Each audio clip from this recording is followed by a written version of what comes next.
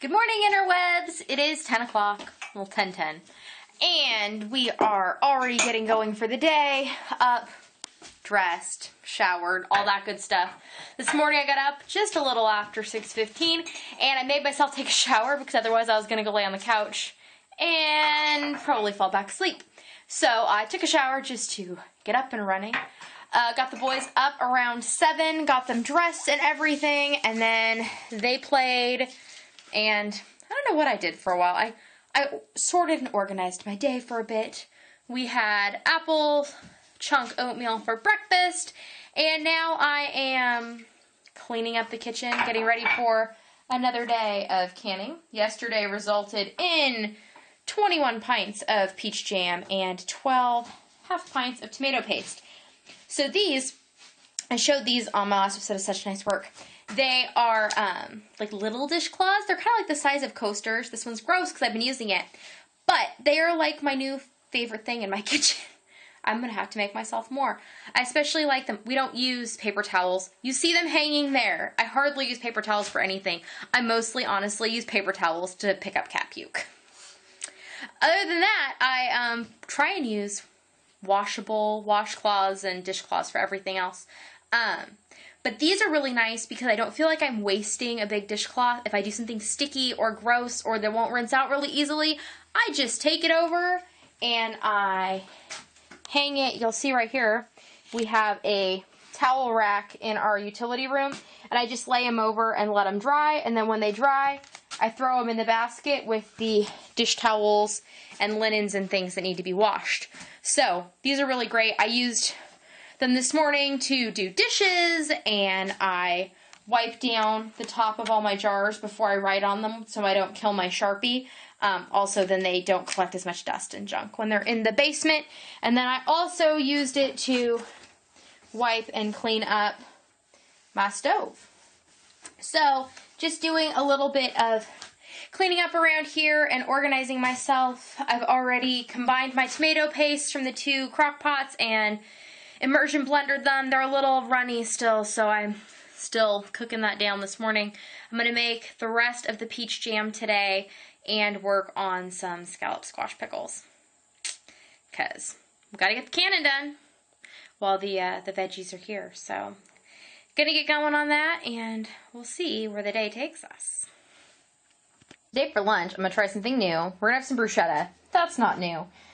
This has tomatoes and basil and thyme and rosemary, oregano, and some chives. I didn't get the herbs. My daughter got them for me. That's why I can't remember what all was in there.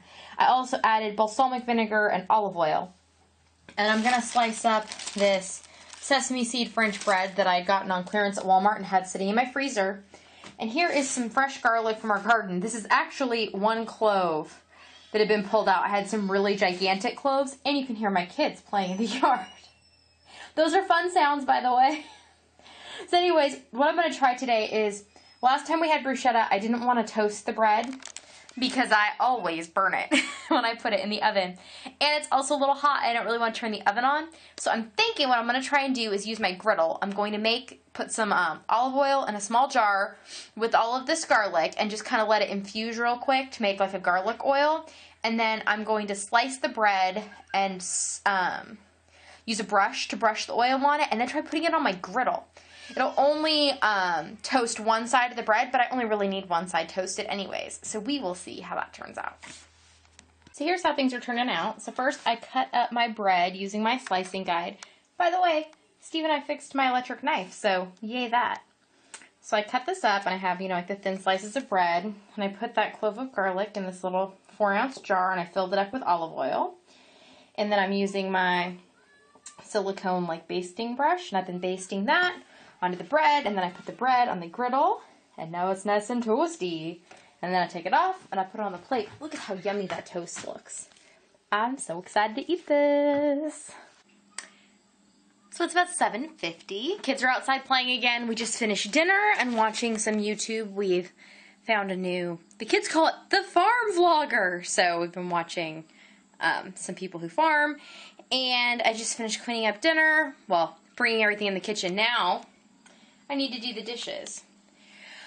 I'm having the problem where I just feel like I'm just cleaning this kitchen and then immediately messing it up, which is what happens when I can, and especially when I can in mass. It's like, do one item, clean it up, immediately starting in on the next. Let's see what I do today. Today I took a nap. After the kids went to have their rest, I fell asleep. And again, slept through hanging out with Steve. Oops. But he said that if I need a nap that bad, that I'm not that much fun to hang out with anyway, so he'd rather me sleep. And I'd have to kind of agree. So I took a nap, and then I got up, and I finished my V-top sweatery thing I was making. I will try it on tomorrow. It'll be in the episode Such Nice Work. I really like how it fits, and I have some ideas of some design things I want to add to make it even cooler. But it is definitely going to be wearable as it is, but I would like to do some more with it. So now I need to put tomato paste in jars, get that boiling, because it finally finished cooking down, and do some dishes. So clearly, I'm just a little too excited about the fact that I made it out of the kids' room and my son was sleeping.